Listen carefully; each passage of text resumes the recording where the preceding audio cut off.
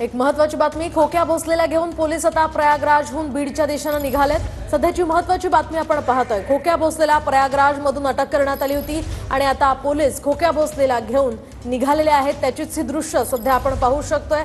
खोक्या भोसलेला प्रयागराजमधून बेड्या ठोकण्यात आल्या होत्या। काल खरं तर त्याला अटक करण्यात आली होती आणि आता प्रयागराजहून बीडच्या दिशेने पोलीस त्याला घेऊन निघालेले आहेत। खोक्या भोसल्यावर 3 गुन्हे खरं तर दाखल करण्यात आलेले आहे। वन विभागाकडून हे 3ही गुन्हे दाखल करण्यात आलेले आहेत।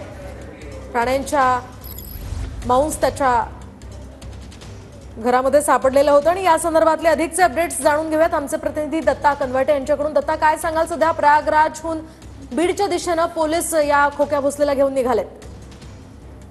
नक्कीच खोक्या भोसलेला घेऊन बीड पोलीस बीडच्या दिशेने रवाना झालेले आहेत। खरं तर सकाळच्या सत्रामध्ये बीड पोलिसांनी खोक्या भोसलेचा ताबा घेतला होता। त्यानंतर दुपारी 1 वाजता अलाहाबादच्या जनपद न्यायालयामध्ये खोक्या भोसलेला दाखल करण्यात आलं होतं। त्या ठिकाणी हजर करण्यात आलं होतं आणि ट्रान्झिट रिमांड मागण्यात आला होता। तो ट्रान्झिट रिमांड जो आहे तो जनपद न्यायालयाने मंजूर केला होता। तो मंजूर केल्यानंतर आता पोलीस आणि खोक्या भोसलेला घेऊन बीडच्या दिशेने रवाना झालेली आहेत। सध्या ते प्रयागराजवरून लखनौ किंवा दिल्लीला जाणार आहेत, तिथून ते विमान पकडून महाराष्ट्रात बीडसाठी येणार आहेत। त्याचा जो रूट आहे तो अद्याप निश्चित झालेला नाही। तो काही वेळामध्ये आपल्याला तो नेमका रूट समजेल। मात्र सध्या तरी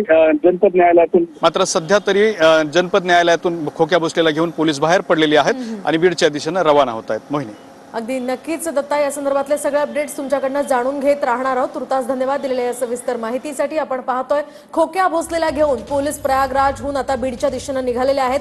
खरं तर खोक्या भोसले उर्फ सतीश भोसले ह्याच्यावर 3 गुन्हे आतापर्यंत दाखल करण्यात आलेले आहेत। तर सुरेश धसांचा हा कार्यकर्ता सतीश भोसले याला आता बीडच्या दिशेने घेऊन पोलीस निघालेत।